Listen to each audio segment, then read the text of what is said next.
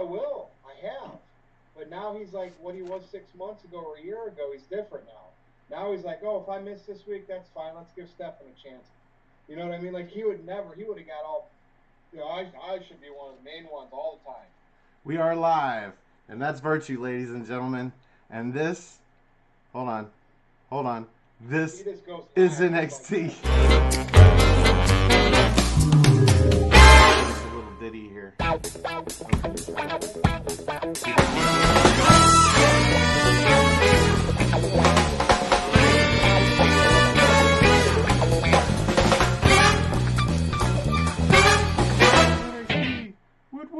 Welcome everybody to What's NXT for July 29th, 2020. I'm your host, the Rated R Reviewer, Stefan Osborne, joined tonight by my co-host, Special, the Cleaver, Colin Andrew.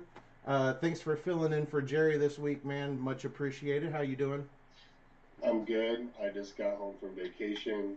I'm tired, I'm sunburned, and I'm ready to talk some NXT. How are we tonight? Dude, this is a super way to top off your vacation, if I do say so myself. Because, ladies and gentlemen, for the first time ever on What's NXT, for the first time ever on anything Aftermath. No. Never mind, I take that back. He helped us review live once before an NXT and a SummerSlam. But, for the first time on this show on What's NXT, ViRTUE. How you doing, man? What's up? Good. Now, I felt bad because I was supposed to be on last Thursday, and I forgot sometimes you do them in the mornings, and with my work, I was like, and I just have some stuff going on, so I had to bail. So I'm glad we got this opportunity tonight, and normally I watch AEW completely live for the 2 hours on Wednesday night, and I'll watch NXT the days that follow, but because I knew I was going to do this, AEW got put on the back burner, and I watched the whole show of NXT. And there are, and I'm going to follow your lead here, there are a couple things in NXT that I very, very much like. Well, that's good. It's not always about that. We want to hear about what you dislike as well. Shades of last week.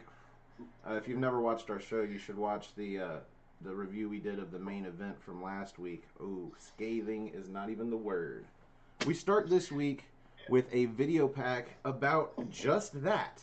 About Keith Lee and Dominik Dijakovic and their relationship, and then it all culminates with Karrion Kross coming out and getting in the middle of it, and then him and Dominik Dijakovic having the match, and him finishing him off other than save, the one last move and making him cry to Keith Lee, no, let me do this, and I'm a big boy now.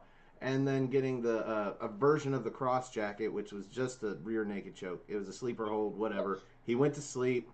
Karrion Kross made him go to, whatever. He'll be fine. And that's what, well, we'll get to there. But yeah, we start off this show with shades of the end of last show. And so, Io Shirai comes out. We're supposed to start the show with a tag match.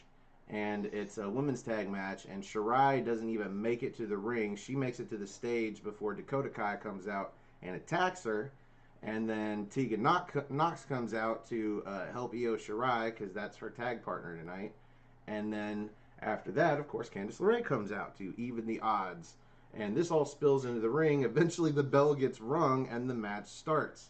I'm going to throw it to our special guest, ViRTUE, first. What do you think about the opening tag match? Well, I liked it. And I like these NXT female wrestlers because... Look, I don't care. People can throw shade at me for this. I like to be attracted to female wrestlers still. Now, I'm not going to say it and preach it as in a creepy way, but they are awesome athletes, which is a bonus. They look hot. I love the Japanese girls. Asuka does this too with the way they do their gear and the thong type thing over the trunks. Mm-hmm. They're good workers, and they get into their characters really well. Like Dakota Kai, when I first saw her, a couple years ago, she's completely changed into something different, and I like that. And it's darker, and to me that's cool.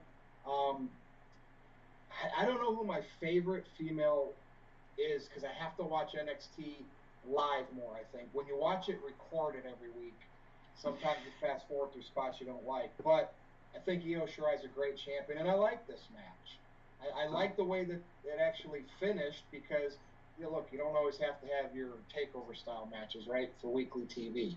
So Raw could use a lot of this on their show, this type of, but they don't. This is Triple H's baby down here, right? It doesn't translate to the main roster. So No, it definitely felt like a better WWE product than their main roster right now. Colin? Well, real quick, Johnny Elite 45 for life says we're lagging. And it looks like we're lagging real bad looking on my phone. But I was not expecting this match to start the show. I honestly thought this would be the match that would pull you from the 8 o'clock to 9 o'clock hour. But guess not. I like the fact that Dakota's still doing the heel tactics like crazy, jumping from behind. This heel turn since November has been awesome, and hopefully it boils down here soon. It makes it worth a damn, because like ViRTUE said, her character has evolved a bunch since she started out in NXT a couple years ago, and I really wasn't a big fan of hers. Even when she was the, cute, bubbly babyface, I wasn't the biggest, Dakota Kai fan. And now that she's doing what she's doing with Raquel Gonzalez and all that stuff combined, it works. But my thoughts on the opening match, it was a good women's tag team match. NXT women always put on a great show, especially in tag matches. From what I, in my mind at least, they're always pretty good. I was not, for some reason, I was expecting Io and Tegan to lose, further setting up a, hey, because didn't Dakota get that #1 contendership battle royal a couple weeks ago? And then her team would beat Io Shirai. And then boom, so we're building up towards the match. I figured, it is what it is, but hey, good for Io and Tegan. Let's just see what's next with Dakota. Yeah, I've got a lot of notes for this match, considering, let's see, I've got Kai dodging all of Shirai's defense for the, it's like she's scouted her very well. For the first quarter of this match was just Kai working over Io Shirai. And every time Io tried to do something, like swipe her leg away or something, Kai would just dodge out of the way and then kick her in the head. And so they worked on her for a bit. Let's see. Eventually, Io Shirai gets back on top, and she puts on this, they call it a lotus lock. It was like a Rings of Saturn, but from behind with the legs. And Candice LeRae had to run in and stomp on her to get it to break. And then from there, Tegan Nox comes in, knocks her outside. This sends us outside, but eventually Candice LeRae throws, I think it was Io Shirai, into the steps. Oh no, she throws Nox into the steps. And this leads us into the commercial, and the ref's like, what are you doing? She's like, what does it matter? Neither one of us are legal. Like, who cares? Let's see. Io's up on the apron. She hits a palm strike to knock LeRae off, and then hits that springboard dropkick, almost gets a pinfall, near fall. Gets back in the ring, hits a German suplex onto Kai, and goes up top, but Kai gets up and chases her. And this is where we saw Io hits a double foot stomp. Like, she knocks Kai into the Tree of Woe, and then she does that spot that I always hate. Like, Alberto Del Rio did it. It never made sense. Like, why would the person be lifting themselves up to be in a position to get stomped on? In this case, she was just barely at an angle, so it was sort of passable. But I still always call it out because it's bullshit. Anyway, she gets a near fall off of that. Kai, meanwhile, ends up making it to the corner, and she hits what was a blind tag to both, was it Io Shirai? But it was also a blind tag to LeRae. Like, LeRae was like, what's going on? She's sitting there on the apron on her knees. And Io runs over and hits a 619 and kicks her in the back of the head. And then, let's see. She hits a top rope missile drop kick and then a running Meteora into the corner to LeRae. And then hits a running Suicida outside to Dakota Kai, which distracts the ref.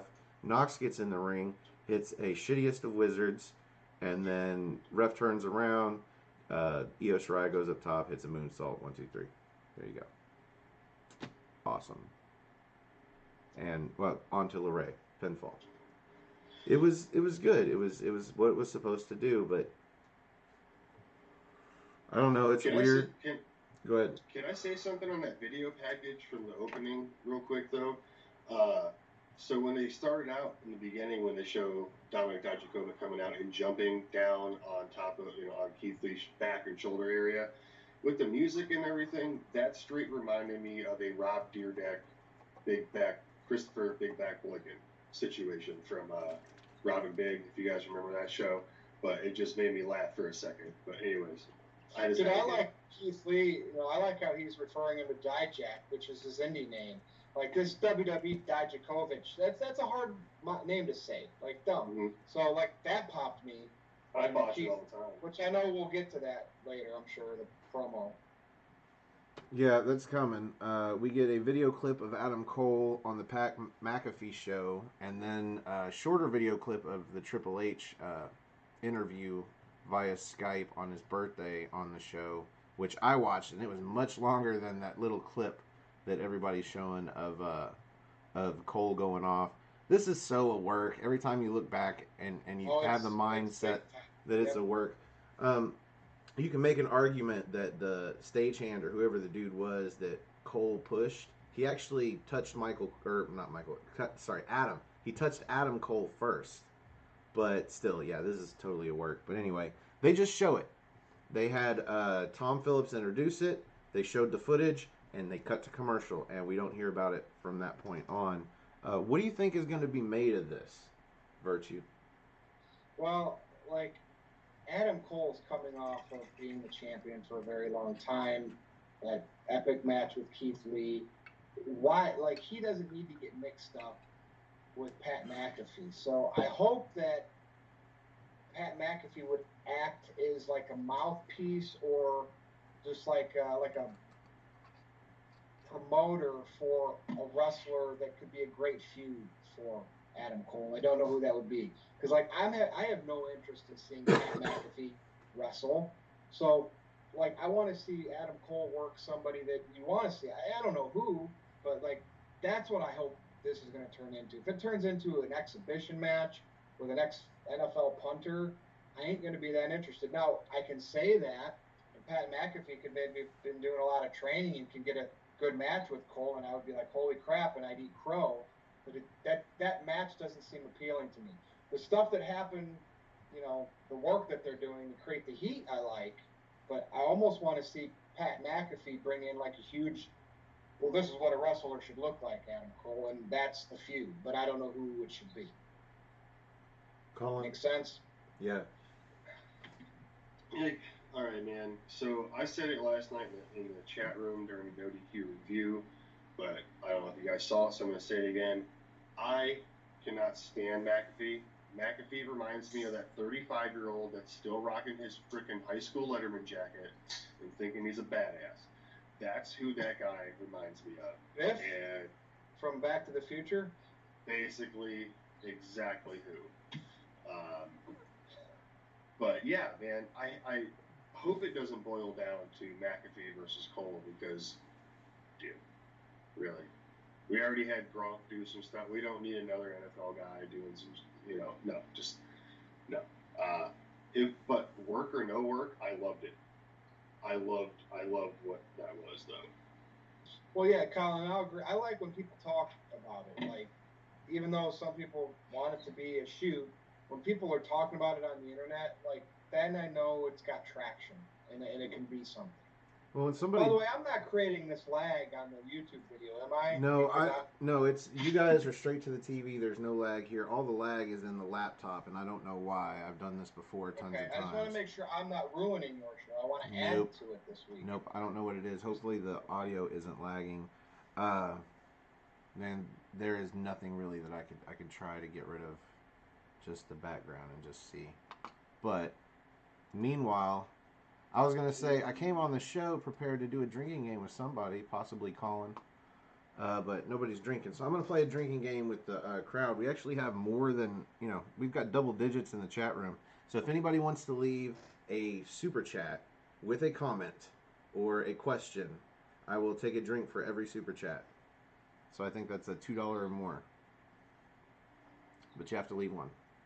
Is your channel set up for that? Because I don't see the icon set next to the... Oh, damn. Well, it was supposed Stefan, to be. I'm reading some people in the chat here that they don't like Pat McAfee. To his defense, I like him a whole hell of a lot better than Sam Roberts. Oh, Just yes. saying, I had to say that. Well, he's a character. You're not supposed to like him. You're not supposed to like Sam Roberts either. I think they do it well. That's why I like Sam Roberts and I like Pat McAfee. I like them both, especially together. They work well off of each other, and I wish that they did more shows. And I'm hoping at the very least that's what this is leading into, is just Pat McAfee doing more shows or calling more shows. Or maybe we'll see him alongside Tom Phillips and Mauro Ranallo, and they'll get rid of Beth Phoenix. But other than that, I don't want to see him in the ring either, just because unless he plans on surprising everybody, which nobody really manages to do with just a couple of months or a couple of years of training, and get in the ring and like blow me away, like I have no interest in that. In this case, I like the fact that they went on a medium where they can drop an F-bomb like this one. You could say fuck on this show. He could say fuck on Pat McAfee's show, and he did a bunch of times. And they use that because you can't really say that on NXT television, and they use that to make it seem like it's a shoot, but it's not. It's a work. This is all leading to something. At the very least, good advertising for everybody. Yeah, and McAfee, it's not like he just randomly had Cole on his podcast. He was doing some backstage stuff with WWE the past year or two. Like, he's been at big events, and he's been backstage, so they've already had, he's mingled with the boys. So that's another reason why I just feel work. But maybe it'll be a good one. All right, we move on to a video clip of Bronson Reed last week beating Johnny Gargano and Roderick Strong. And this leads into a Twitter battle between Strong and Gargano, which is settled by William Regal, who makes a match for tonight. And that match is next. And it was fun. I'm not usually a fan of all that catch as catch can mat wrestling where everybody gets one over on the other one and nobody can secure a pinfall, but they trade off. And normally I'm not a fan of that, but every now and then they make it entertaining, and this was one of those cases. Colin, what did you think about this match? First couple minutes of this, I thought I was back in the old high school gym watching a wrestling match, but it quickly. But it was fun, right? Like, yeah, no, it was no. I'm saying it. You got Gargano and you got Strong. You got two great technicians, and Strong hasn't been on a hot streak lately. The Undisputed Era has been kind of shaky. Don't know really what's going on, but Roddy has more to prove, in my opinion, out of anybody in the Undisputed Era too, because he kind of was on the decline first. And for him to go up against Gargano, who is on the incline right now. Johnny Gargano is hot. Johnny Gargano and Candice LeRae, since their heel turns and their new music and everything, are on a path. And I'm not sure what that path is, but it's leading to great things. And glad to see Gargano pick up the win. I really liked the, what is that, like a snapmere shoulder slam pretty much into the mat on the outside. And rolling back in, hit that, what's he called, the final beat DDT. Yeah. I was expecting Roddy to kick out of that, honestly, because it didn't seem like that was the right time for the match to end. But I thought it was a great match. I don't know if it wasn't then. I mean, because seriously, like, he went to town on him on the outside to the point to where Roderick dove into the ring just to get away from Johnny Gargano, throwing him into the plexiglass over and over. And then as soon as he gets up in the ring, there's Johnny Gargano on the apron, jumps over, one final beat, 1, 2, 3. What do you think about this match, ViRTUE? So Johnny Gargano, because he's from up here in Cleveland, and I've seen him dozens of times working indies, and he's a babyface indie wrestler, and I'm still not sold on his heel work. He's got the face. He's trying to have the heel face. He's trying to do it in the matches, but he has this too much bubbly in his step, and I noticed that in his matches. And of course, I always love when he hits the DDT over the top rope. That's classic Johnny. Roderick Strong, like, that guy's awesome. Like, he always has kind of been overshadowed. Like, wasn't he with Sanity at one point? or mixing it up with Sanity in a feud, kind of got overshadowed. Now, Undisputed Era. I know he was a North American champion, right? Yeah. For like a day. But for a little bit. To me, he reminds me of like a Drew Gulak, and they're never probably going to get the respect they deserve, but they're really good workers. But yeah, Johnny just has not sold me yet on him being a heel, other than he's trying to be mean-looking face with Candice LeRae, but you're talking two wrestlers that were always known for being bubbly baby faces. So this is a challenge, I think, for them. And I just want to see that evolve. And I think Johnny's going to have to do it in his matches. He's going to have to change it up. And he's trying to. You can tell. Like in this match, he did a lot of heel stuff. But I don't know. I'm going to criticize him a little bit because he's really good. But this is a whole new era for him. And did you ever think this was going to... Didn't he tease a heel turn a couple of years ago? And then he went back to the... Like, this is just what's confusing when they're in they NXT didn't just so tease. long. I was about to say, the problem here is that they gave us a heel Johnny Gargano for just a whisper in time. Just very briefly. Yeah, because Tommaso Ciampa got injured, and now they had to change up the whole storyline. But they had the perfect Johnny Gargano heel for the perfect reasons. He was so good. He was like a Venom character. And then they had to scrap it, and now that we've seen that, this one... we're not buying it. He just doesn't work like a heel in the ring. And yeah, like you want to cheer for him when he does, but he's a heel. That's just his style. Like that's what I noticed tonight. Well, we see this problem. We see this on NXT UK a lot with, say, Isla Dawn. She has got a very heel skill set. Her moveset in the ring, what she does, all the rest holds and ground game. It's all heel stuff, but they, for some reason, portray her always as this baby face, and we're like, we can never get past how she has this cool heel entrance with the music and the look, and somehow she's supposed to be a baby face. I think this is the same kind of case. Meanwhile, let's see. I've got some sweet notes in this. Dude, between you two, Ric Flair chop or Roderick Strong chop? I mean, these days, I'd rather take it from Ric Flair. Walter. Oh, yeah. But in their heyday. I know people would say, oh, you can't. Ric Flair is a legend. But, I mean, pay attention to Roderick Strong, one of the best chops in the business. I don't have any of his chops. I do have him blocking the first attempt at the one final beat with a backbreaker, a pendulum backbreaker, but he only gets a near fall. Gargano hits this awesome tornado flatliner where he jumps off the middle turnbuckle. Doesn't get a pinfall, but it was close. Let's see, he counters an Olympic slam, rolls into a Gargano escape, which gets rolled up into a near fall by Strong. That was a nice little sequence. And then Strong goes for an end of heartache that Gargano counters with a Rana that sends him outside. From here, he counters something into a leg scissors that sends him into the barricades, then throws him face first into the post, which I argue is the hardest part of the ring, don't you know? Anyway, throws him into the post, and then just starts slinging him into the plexiglass like twice. And like I said, at this point, Roderick Strong is done outside. He dives to get in the ring just to get hit with the one final beat. 1, 2, 3. Johnny Gargano moves on. Roderick Strong makes it look like this is just another chip falling off of the Undisputed Era, and poor them, I guess. Meanwhile, we get an interview with Dakota Kai, who doesn't care about Candice LeRae. She gets asked why she left after the end of the match and walked out. And I'm like, well, shit, the match was over. What does she give a fuck? Right. And she says the same. She says, I'm not a team player anymore. And she's tired of jumping through hoops. She wants EO, and she wants a shot at the title. This is where Rhea Ripley approaches and interrupts her exit, calls her back here and says EO is hers, and she's willing to go through anybody that says otherwise. Kai says, we'll see what William Regal says. And Rhea says, yeah.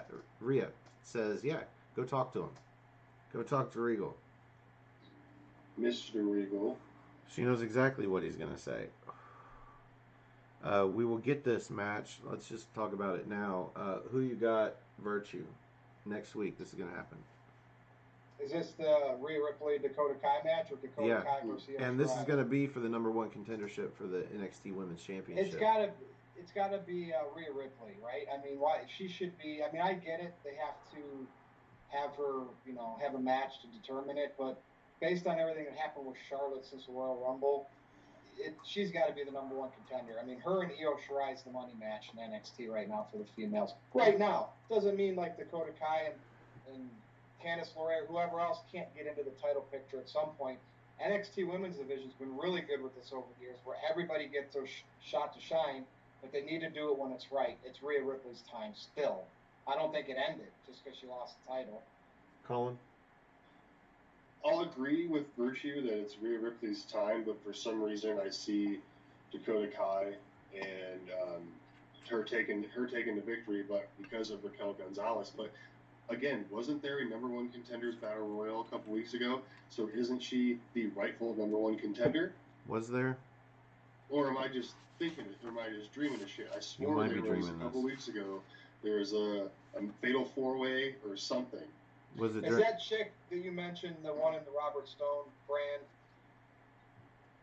that he's managing? I don't believe that happened.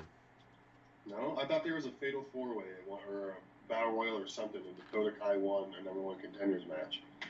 That would have had to have been so long ago that either it's already happened or they're just not following up. Okay. But either way, this match is happening. Who do you got? I'm going to go Dakota. Dakota Kai. Ugh. Well, Stefan, who do you got?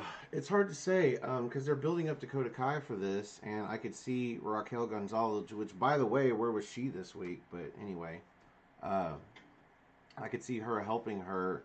And haven't we already seen Rhea Ripley and Io Shirai? But where is the money in the match? Like, what two names do you put up there for SummerSlam or the NXT TakeOver equivalent of SummerSlam to make this, a big marquee match? That's Rhea Ripley. And I always got to go with Rhea. Even if she loses, I don't care. This point doesn't count. I'm going with Rhea. I love you, Rhea. Marry me. Anyway, moving on. We get an interview with Timothy Thatcher, who tonight in the main event is going to be facing Finn Balor and Dexter Lumis.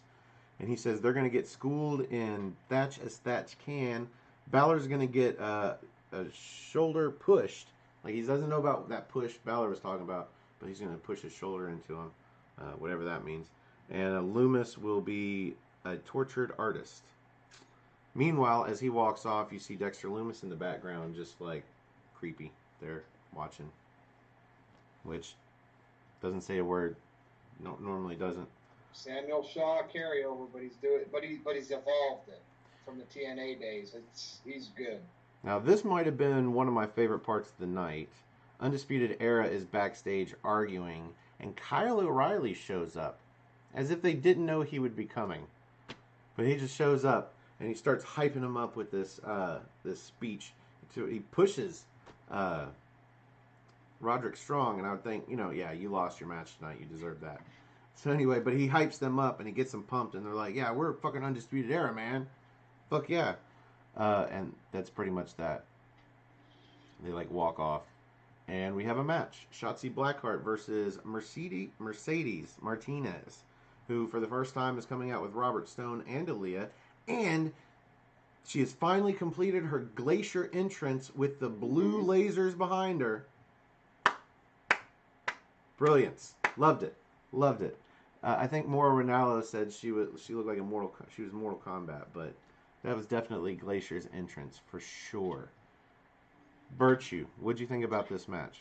Well, she's gonna be like their next Shayna Baszler, just intimidating factor. Why she's with Robert Stone and his goofiness? I'm all for managers, you know that, but they've given him the goofy approach, and she's super serious, and it's almost like Robert Stone should be managing Shotzi Blackheart with just weird. But this match was, pretty good. You can clearly tell they're going to build up. What's her last name? Martinez, her ring name? Mercedes Martinez. Yeah, because I think Jim Cornette even likes this girl, so she's got that real fighter feel type wrestler. So I expect her at some point when it's time down the road to definitely get her chance up there as a monster heel. So I expected her to win this match. It's just weird seeing her with the Robert Stone gimmick, the way he's been doing it lately. Because at first it was super serious with Chelsea Green, like he was establishing a brand, like managers should have, and then it just got really weird.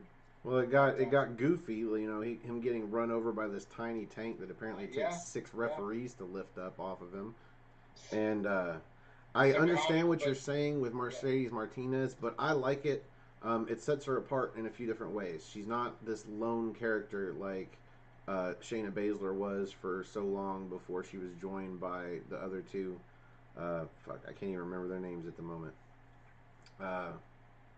Damn. Anyway, this gives her something to, you know, just kind of some flair. There you go. It gives her some flair. It also gives her a weakness. But at the same time, being a heel, she can use this. It gives her somebody to help her cheat. And if there happens to be somebody that possibly could take her down, he can help her win. Or him and Aaliyah can help her win. So I like it. Meanwhile, you know, in a big match situation, she can lose because somebody can fuck with him and Aaliyah and cause her to, you know, somehow lose the match by getting distracted. So there you go. Colin, what do you think about this match? This is the shortest match of the night, I think. So this match shouldn't have happened this week. The way I would have played this thing out would have been her come out with the Robert Stone brand, have a squash match against a PCer, and then Robert Stone cut a little deal on Blackheart, and then next week done the match, had the same exact results. Just to kind of establish her as, you know, and when I say squash match, I mean squash match. Just to kind of establish her role, dominance with that group. I don't know. I just think it worked a little bit better. I thought it was a good match. I was really impressed with Martinez's, what was that? A snap German, pretty much, off the middle rope, or a German suplex off the middle rope. Where she hung herself in the tree of woe. Yeah. It was off the top. Because, she hung herself in the tree of woe off of the German. She just released it. Yeah, that was crazy looking. I don't agree. I think this match definitely should have happened tonight. It's been too many weeks since we've seen Mercedes Martinez in the ring. If they're trying to build her up, they need to get her in the ring at least every other week. This was fine. It did what it should have done. They built Shotzi Blackheart up to show the kind of offense believably in this match for still yet to get squashed in the end. Let's see. Martinez throws Shotzi outside where she gets verbalized by Robert Stone, and then she, you know, cheap shot forearms her in the back of the head. This is where she gets on top. But then Shotzi, you know, she fights through. Hits an enziguri, that shotgun John Woo drop kick into the corner, and then somehow hits this sunset bomb coming out of there, out of a reversal that gets her a near fall. She hits that sling blade face bomb, some kind of kick, and then that switchblade kick to the back of the neck, and then that drapes her into the ropes in the middle, and she hits that reverse senton into the ropes, but still only gets a near fall. She tries a sliced bread, but Mercedes Martinez throws her up top, and this is where she follows up behind her and hits that German suplex. Comes down, picks her up, hits a version of White Noise. 1, 2, 3. She caught her in the end and squashed her. And ViRTUE, you talked about this already. So Mercedes Martinez wins, and we move on. Keith Lee comes out. For some reason, this is the most notes of anything I have for the entire show. Because it was a great promo. Yeah, he comes out to the ring. There was some before that. He says everybody's asking him about Dijakovic and what it was like and why he didn't, break up the match when Dijakovic said, let him do this or let him take this. He said he's a grown man. He does what he wants, and he will survive. He'll come back.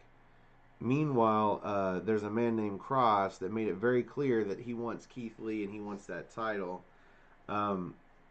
He's made it so clear that he's done all this extra bullshit, and he says it. They bleep it, but he says it.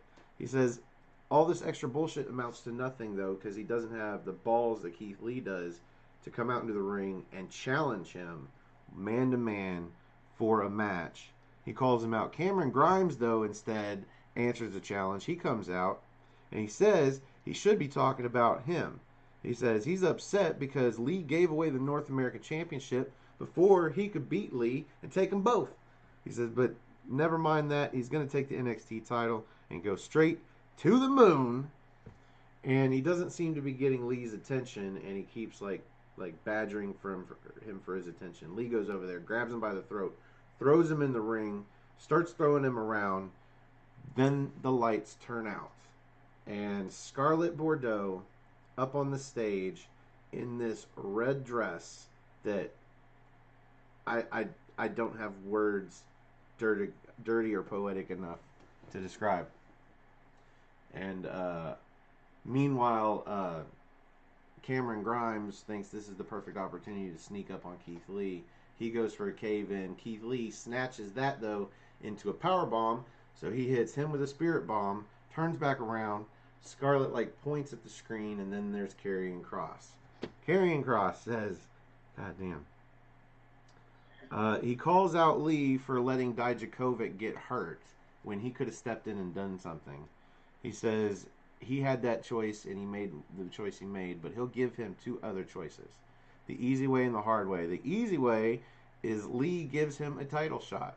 The hard way, well, he doesn't want to talk about the hard way. Lee doesn't want to know about the hard way because the hard way is going to be like devastation for everybody. So he's not even, it's classic. He's not even going to talk about it. But he leaves it to Lee, who says, if you want to talk about choices, I'll give them to you. Pick the time, pick the place, and I will put up the title. And Kross says TikTok. Or he says he'll whoop that ass. And then it cuts to Scarlett. And then she leaves. Anyway. So he says name the time, name the place. And I can't wait for this match just to fucking get it over with.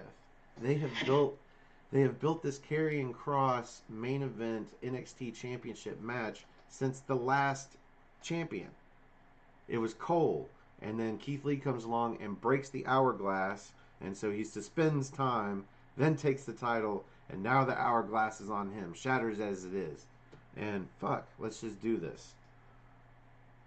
Your thoughts on this promo, Colin?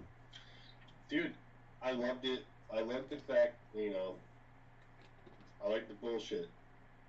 You don't hear them use that language much anymore in shows. And the fact that he said it twice and it fit, it wasn't like, someone being cocky and this, that, and the other, how people used to do it back in the day. I loved it. I love the fact that he was in that serious tone, not his normal happy-lovey, jolly Keith Lee type mood. You knew the man meant business. Cameron Grimes, dude's something else, but he works. I love him. Hopefully, sometime he gets something good for him.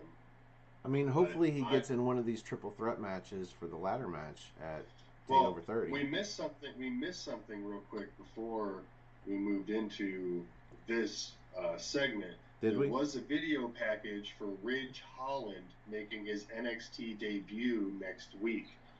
Oh, I guess I fast forwarded through the commercials and through that. My bad. Yeah. So Ridge we were going to Holland get to that. NXT UK is going to debut next week. Do you know Ridge Holland, ViRTUE?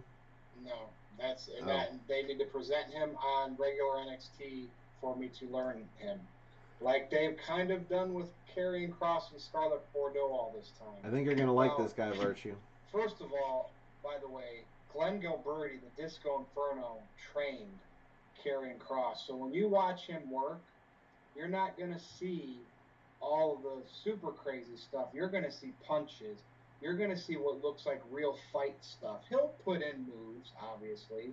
So him and Keith Lee is money TakeOver SummerSlam weekend match, in my opinion. Mm-hmm. Now that Keith Lee's the champion, I think he needs to drop it right away to Karrion Kross. You can use Scarlett Bordeaux as a distraction to protect Keith Lee.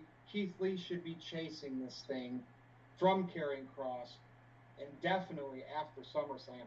You can't beat Karrion Kross. He's supposed to come in as this just badass monster with the Beauty and the Beast theme, more or less, with Scarlett Bordeaux. They got to put the title on him. So this, to me, is a money feud that could last several great matches. But in order for that to happen, Kross is going to have to go over and become the champion. Yes, this soon, he's that good. He's one of those guys that I don't think should have went to NXT. He's a main roster, main event star right away. But they don't do that anymore because they have to revolve the door through NXT. I get it. But this guy, let's see what happens in time, right? Because we all know some of them thrive in NXT, don't make it in the main roster, and then like Finn Balor went back. By the way, at some point before this video is over, I want to talk about Finn Balor. But that's my take. Great promo from Keith Lee. Finn Balor. I mean, like very that guy. I'm a promo guy, and that got my approval. What was I gonna say?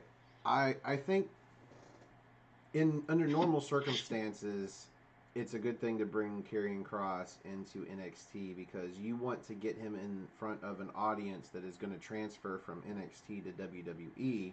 That way, when you put him in front of those WWE fans, you don't just have an entire stadium or arena of people that don't know who he is.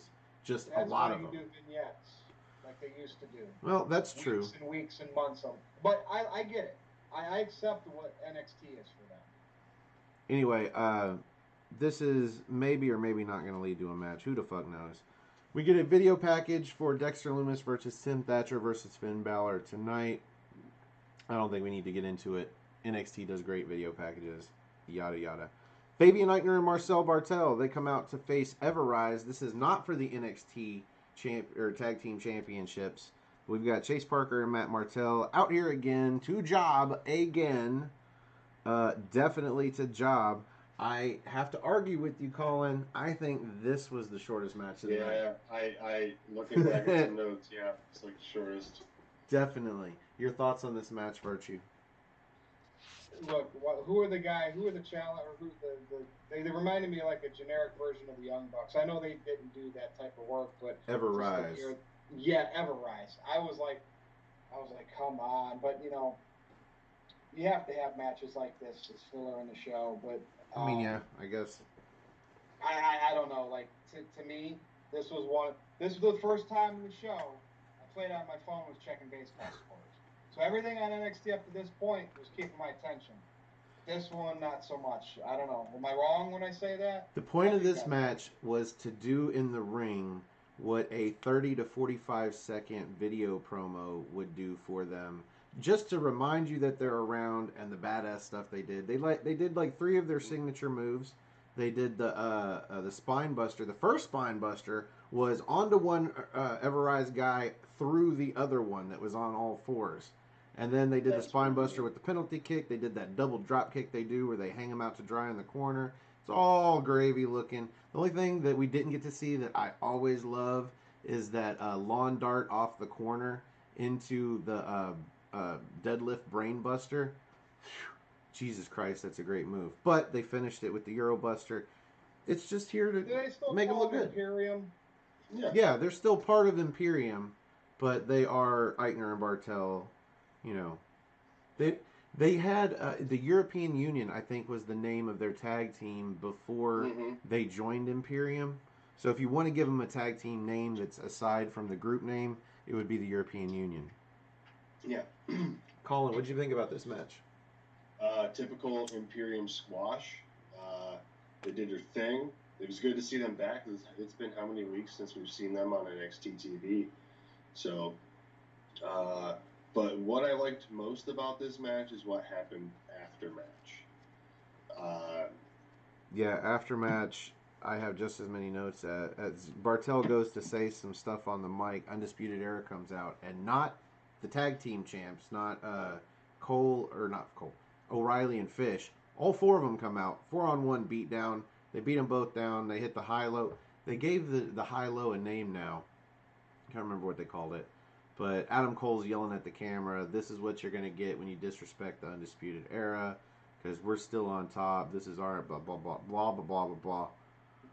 If this isn't leading to an implosion, like, this is the final burst of that star, of that giant red whatever supernova before it collapses in on itself and becomes a black hole, I think. And, well, Undisputed Era needs to remember, too, that Imperium did beat them 3-on-4.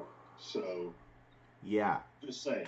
If Big Daddy Walter comes back overseas, there's going to be fucking trouble. Yeah, all we need is Walter for him to even the score. And it looks really good about that because we've got Ridge Holland. If they could get Ridge Holland over here, there's probably a slew, oh God, please, thank God, a slew of NXT UK talent that they have shipped over these ways. Shit, give us Adam Cole versus fucking Walter for the UK title. They placed a really big wish order and had them all dive in the ocean while the ship's coming and just picked that one away. Yeah, those guys know how to move people. I'm just saying. Anyway, video promo for Bronson Reed, who is from Adelaide, South Australia, and I guess we get a lot of footage from down there. He said he always wanted to be a wrestler, but he never thought he could. And then, surprisingly, his hot as fuck wife. This was pre him getting into WWE and NXT and working out, and he has super trimmed up since he debuted. But his hot as fuck blonde wife, holy crap! I don't know what she does for a living, but she paid for him to go to wrestling school for him to have his opportunity, and so he gives a shout out to her. I'm just glad he did because they put up those pictures, and I'm like, damn! If a guy that looks like that can get a chick that looks like that, this guy's got hope. Anyway, that is what that was. What do you think about it, ViRTUE? Well, at least they're, kind of telling you when people are coming or might be. Like, it doesn't. Do they even do that on the main roster anymore? Like, I know they used to. Like, they don't. Like, so I like that. Like, and even on the takeover events when they show people sitting in the crowd, and usually then it's people that you know of. But I mean, Reed's been around for a while. He just won that triple threat match last week. They're just trying to hype him up a little bit more. But I'm saying, like, we don't even see backstage vignettes and promos for people that are already there to build them up anymore on the main roster. At least NXT is doing that. Man. That's a little bit of like golden era NXT stuff. Like NXT where they pop is up in the king. corner during a match and stuff like that. NXT is king of the video promo, the video anything. Disco Inferno actually put them over, and it's because his boy Karrion Kross is there. He trained. He's like the production and all that bubble of everything in NXT. He says light years ahead of AEW. What do you think about but this? WWE's always been good with that stuff. Colin? I had a laugh at the end of it when it went to that clip of Shawn Michaels when he's like, "And the boyhood dream came true, and now the thick boy's dream's coming true." I had a laugh. That was so fucking cheesy and dumb. I'm not super sold on Bronson Reed. I went to NXT down in Warren back in January, and I saw him versus Cameron Grimes. It was a good match, but he didn't do it for me then. Like, I've been trying to give the dude chances. He hasn't sold me yet. I really didn't care. These last few weeks, he's impressed me, at the very least. Like, I'm willing to give him a chance because I remember guys like Matt Riddle came in, didn't like him. Didn't like him in the ring, didn't like him on the mic. Suddenly, I really dig this guy because he got better. Bronson Reed is not only getting better, but he's also, like, trimming up. He's doing what Chris Hero or Cassius Ohno did when he went to NXT UK. He found, like, this new life, and he, like, just started working out and trimming up and looking good, and it translated into not only better matches, but longer matches, and that was a big thing, especially with Ohno. But it's translating for Bronson Reed into him being able to do more because he doesn't have to worry about protecting people from his weight. So I'm starting to dig him, and I'm fine with this. I actually think this was long overdue, this particular kind of promo, but whatever. Let's move on. Loomis is watching Finn Balor creepily as he gets ready for the match tonight. Is what it is. And then we get William Regal from Skype. He says he's got an announcement for the NXT champion Keith Lee and Karrion Kross.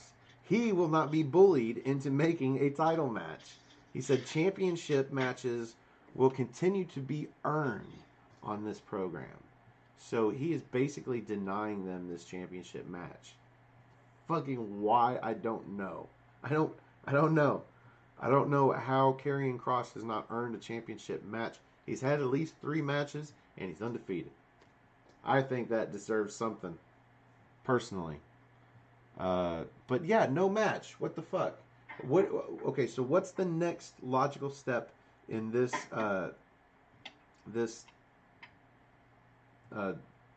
progression in order for this match to actually happen now? ViRTUE. I mean, they're just milking it, and they're trying to make it a slow build, but I don't know. I mean, do you have Karrion Kross officially have a number 1 contenders match against someone? He had, like, who's denying him? William Regal? Yeah. 3-0, like, okay, you know, I mean, it might be 4-0 for all I can remember. matches, I know he's beat Tommaso Ciampa. Who has he beat? Tommaso Ciampa at the pay-per-view. He beat Dominik Dijakovic, who's had 2 championship opportunities in the last month and a half. He beat him last week, and he's beaten at least 2 other jobbers. So he's had like 4 victories. Mm-hmm. So, yeah, I mean, you could say that he should just be awarded the match against Keith Lee, but maybe put him against Dijakovic one more time or something. I don't know. I mean, who else would be a credible challenger for Keith Lee that you could put against Karrion Kross? That you don't care about getting squashed? If you make that match, you know Karrion Kross is going to win it, so you have to at least make it somewhat credible. Adam Cole. So they could do that. What do you think, Colin? Or have Karrion Kross threaten William Regal. They scare That's a possibility. him. Just putting it together. Instead of bullying him, terrorizing him into it. Bordeaux go in there and convince. I mean, there's different angles they can do to get him the match. Yeah, let Scarlett go convince him. Why not? Yeah, if you can't tell by the lag, I was throwing my eyebrows up several times. Well, or we could have Scarlett start messing with Mia. Like, you see Mia walking and the light, Scarlett just pops up in front of her. The lights flicker, and the next thing you know, Karrion's there. Tick-tock, it flashes again. They're both gone. Like, start messing with Mia to try to get to Keith. And then Keith finally goes to William Regal and is like, look, I'll do anything, whatever. I'll sign whatever. Give me him right now, blah, blah, blah, blah, blah, blah. And maybe even have Keith Lee grab William Regal by the collar and put him against the wall and be like, give me the damn match. They're going to do an unsanctioned match. I love those unsanctioned matches. It'll be some kind of weird stipulation unsanctioned match where they'll be able to do it cinematically and in an hourglass. The one thing I hope that they don't do is wait, what was it? I lost it. I don't want them to have Karrion Kross have to beat Keith Lee in order to get a shot at Keith Lee, you know what I mean? Oh, yeah, that's bad. Beat him in a non-title match in order to get a shot at him in the title match. I don't want them to go that route. Like, seriously, I feel like that's the go-to route for most WWE shows, and I'm hoping they're smarter than that. Anyway, that is not going to happen yet that we know of. What is going to happen is Isaiah Scott versus Drake Atlas, who gets an in-picture promo, and you can hear the gay has totally come out in his voice now that he has come out. Anyway, he gets to hype himself out on the way to the ring because Swerve got that full-on video promo last week about how awesome he is at making music and transferring that into the ring skills and whatevs. He transfers that pretty well into this one. I do like this. One of the moves of the night for me. Atlas hits a Murphy's Law off the middle turnbuckle in the corner. And he doesn't get a pinfall, but it was awesome. Somewhere at the end of the match, he's on the apron and Scott kicks his legs out from under him. And then somehow he dangles off the apron with his toes caught on the bottom rope. And this is where Swerve creeps up on him and hits him with the last call. Throws him in the ring and picks him up for what he calls the JML driver, which is like a half Nelson that he picks up and then like folds him over forwards into a package driver. 1, 2, 3. This was a pretty fun match. Fast paced, not a lot of slow stuff. I enjoyed it. What'd you think, Colin? I really enjoyed it. There was one part when he went for, what is it, like the LGBTQ DDT or whatever it is. I can't remember what the hell he does. The cartwheel fucking DDT. It looked like he almost botched that bitch for a minute. And that's when his legs got kicked out from under him in that spot you're talking about, the house call. But I really enjoyed this match. Well, here's the thing. We had this promo last week about him and Escobar. And what have we been talking about with Escobar? That Atlas is that fourth guy who initially kidnapped, because when there was the original abduction kidnapping thing, there was the 2 people. Yep. And guess what, buddy? Jake Atlas is your 4th person, and this is leading up into something with that. I just have this feeling. But you got to check your brain at the door. You got to discount all the matches that he's had where he's fought against them willingly. Like, I don't know.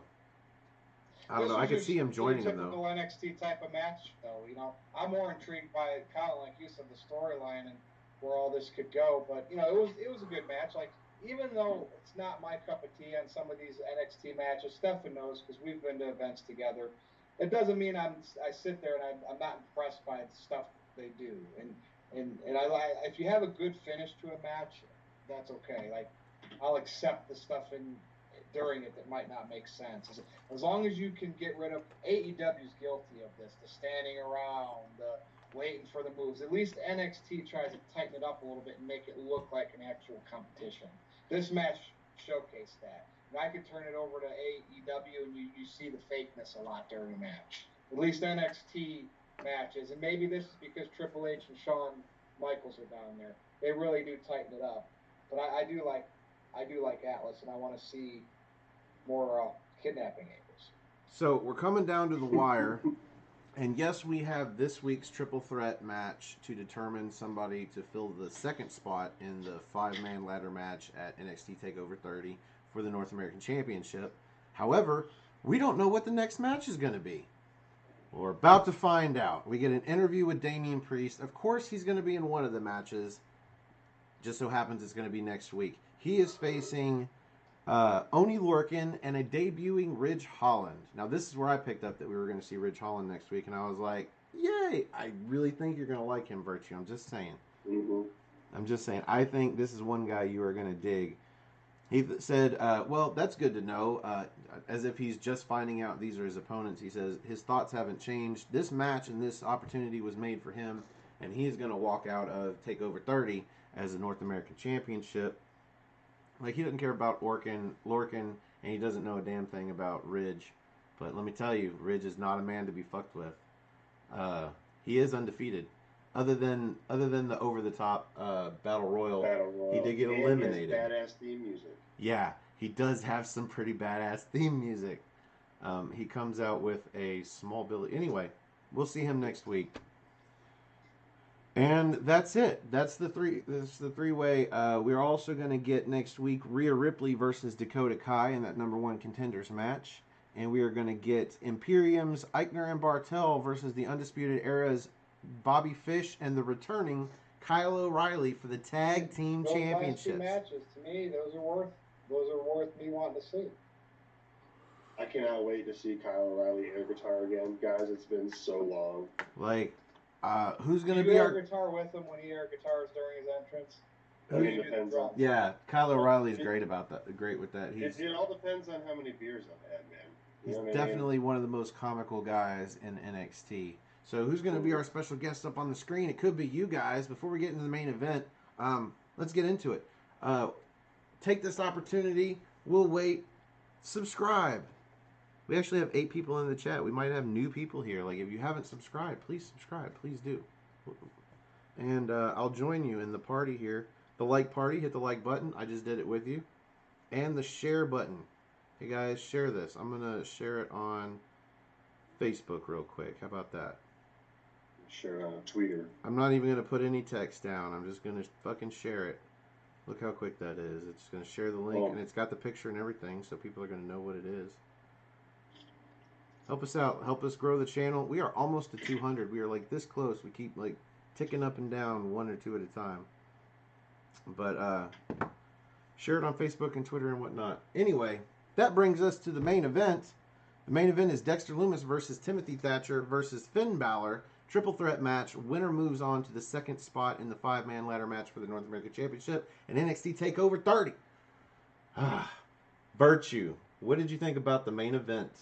I liked it. And, you know, Finn Balor deserves to be in all these main events, even though he's not necessarily going for the title. I mean, he's going for opportunities to go for the title.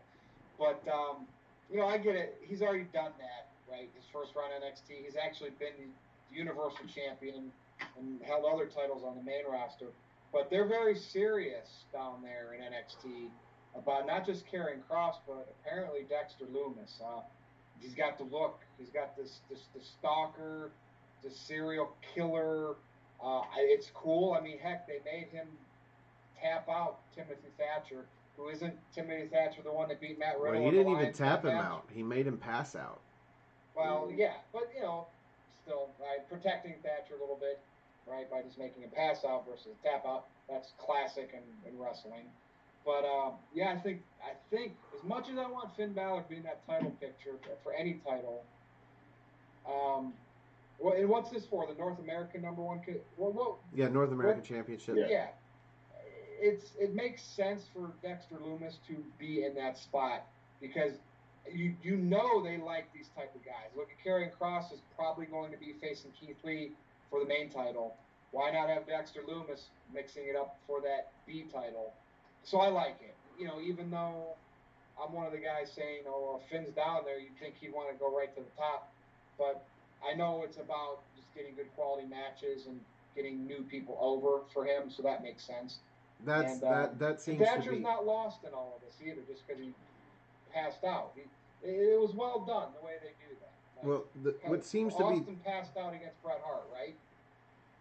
What seems to be the trajectory here, tried to use an ACT word, the trajectory here is to push mid-card guys that into the main event of the mid-card, like into the title picture. That's what the North American Championship is. It's not supposed to be for guys like Johnny Gargano and Finn Balor. It's supposed to be for guys like Bronson Reed, for guys like Dexter Lumis. Next week, somehow, I feel like it's going to be for guys like Ridge Holland.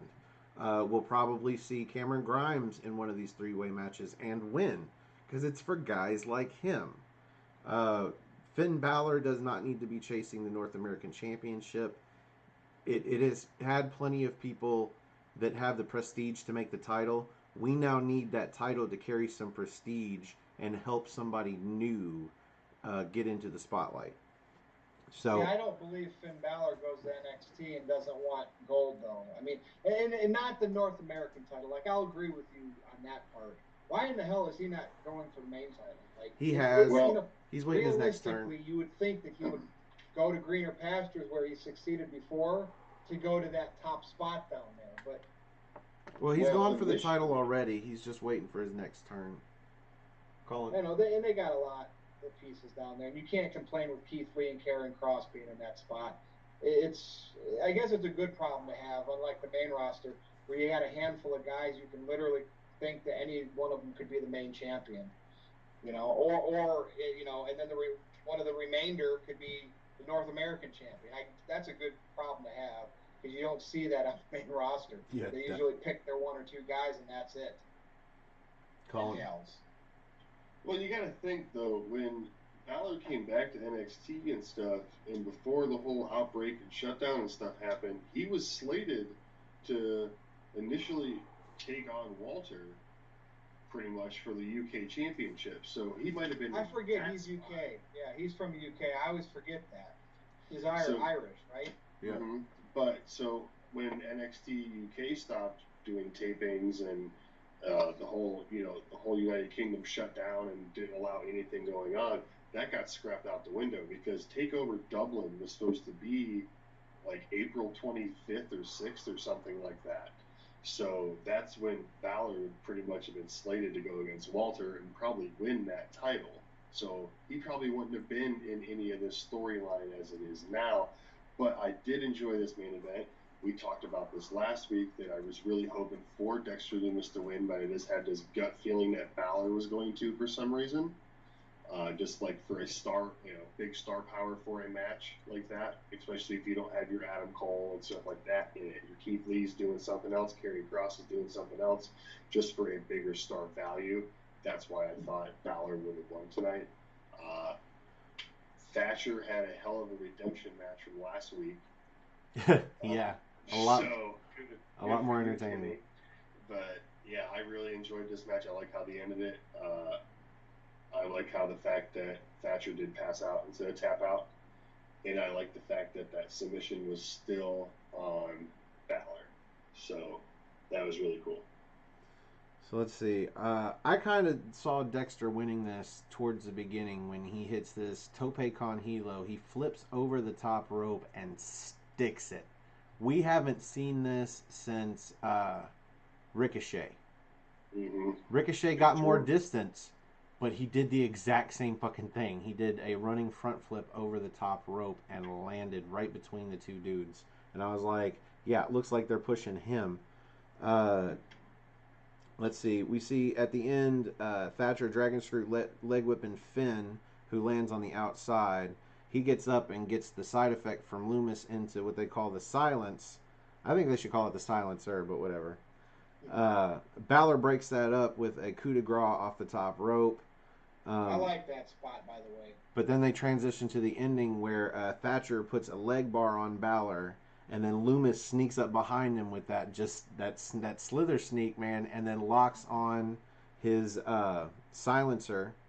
And as soon as Finn Balor gets out of the leg lock, you look up, and the reason he got out of the leg lock is because Thatcher's asleep. He's out. Ref sees that, calls for the bell, and Loomis moves on. For this region, I think Ridge Holland is going to move on next week. For some reason, I think Damian Priest is just above the mid card that they're building for this title match. Anyway, that brings us to the end of the main event. And here on What's NXT, we like to rate the main event using the General's 5-star rating system. So, ViRTUE, we don't rate the show. We just rate the last segment, the main event. You can add quarter stars if you want off a good show or off of certain little things. But basically, the floor is yours to give it something out of 5. I like triple threats. I like who went over in this match, how they went over. I'm not going to go and be a Dave Meltzer, but I'm going to give it a solid 4, no half quarter stars, 3/4 stars, 4 out of 5 stars, which for me, you might as well say it's 5, but that's what I'm going to give it for.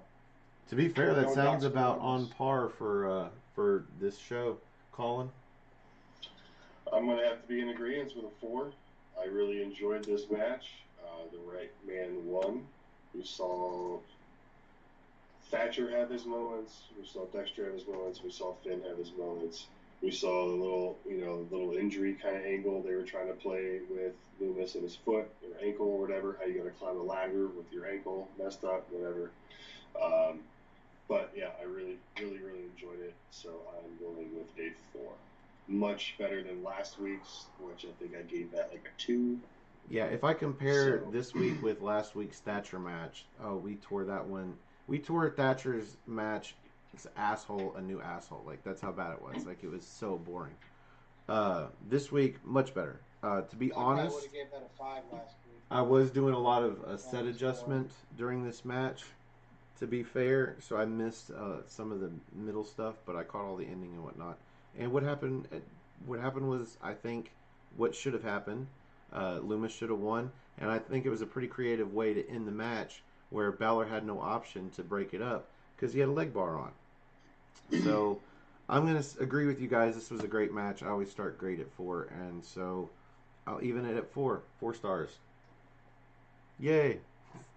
4 I had the pressure of going first. I'm glad you guys were in agreement. Thought for sure you guys would have said like 7 or 8 or 2. Well, I always say a good match starts at 3 stars. A great match starts at 4. I'd say for what it was great. I like the fact that all of these matches are triple threats because you get that innate speed of a triple threat match that you don't get with one-on-one when guys got to rest. In a triple threat match, one guy can rest while two dudes are doing stuff, and then they can switch out and keep the pace of the match real fast, entertaining, especially the way that they do it. Yeah, as a great match, 4 stars, easy. Johnny Elite 45 for life says 4.5. Nate Spain says 4 or 4.25, and then Israel Diaz says 4 as well. Oh, Johnny Elite says 4.25.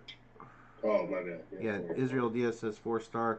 By the way, note to Israel Diaz and the natural Nate Spain, made you guys moderators. I hope you didn't mind. It's good to see Israel Diaz back. Like, we haven't seen you in fucking forever, man. Our greatest fan that's never been on the show. Thank you for joining us. And we're losing people as we speak. Yeah, that is the end of the show, folks. That's okay. Yeah, we've got these guys on this week, but you could be on next week. Like, get us in the comments. Tell us a way to get a hold of you. We'll put you on the big screen. I promise I'll do something with the laptop. The lag will be gone. I'm so embarrassed, ViRTUE, the first show we have with you, and there's all this ridiculous lag. Well, when it renders on YouTube, when it's all said and done, will the lag go away? Probably. Maybe, maybe not. Hopefully. It's a live stream, so we'll have to see what it looks like on demand afterwards. I hope it looks better. At least I hope the sound is crisp. As long as the sound doesn't lag, I'm fine with it. Most people don't want to look at my ugly face anyway, and I don't think either one of you guys helps. Yeah. Jerry's gone. He was the looks of the show. The looks and the humor. I see no. Isn't he always on? I'm not positive. I just know that he couldn't be on this week, so we had to get some fresh blood and some recurring. But he's normally in studio with you, isn't he? Yeah. He couldn't do the show this week, so hopefully next week he'll be back. But who'll be up there? I feel better because I couldn't do it with you last time, so there we go. Now I got it in. Well, if we got to lose Jerry, at least we gain ViRTUE. That you'll gain back his views. Help us out. So this is where we plug everything. You can find these guys both on like YouTube and fucking Facebook and everywhere. I'm gonna start with ViRTUE. Where can they find you outside of here? Twitter at NoDQ_ViRTUE. Over on Aaron Riff's channel, NoDQ.com on the NoDQ review. NoDQ.com/ViRTUE just takes you to my Facebook page. But I'm active on Twitter. That's really where you're going to get the interaction with me. So. Well, I know you do. I know you do videos with Big Vito, and to me, that's a big deal. Like on Twitch, like, do you have a URL you could give them to find you guys there? Well, you can just go to thebigvitobrand.com because we put them on Twitch, but nobody really watches the videos. But it's also on Anchor in audio format, which goes to like all the different audio podcast platforms. We get a good amount of listens every week, probably because of Big Vito. But yes, we do Getting Color every week. So shoot, I almost forgot about Big Vito. He's gonna smack me. Yeah, you guys, seriously, like the Big Vito, former WWE, former WWF, former WCW, former ECW, like the Big Vito. Like, this guy does podcasts with him. It's called Getting Color, something like that, right? Yep, correct. Catch him there.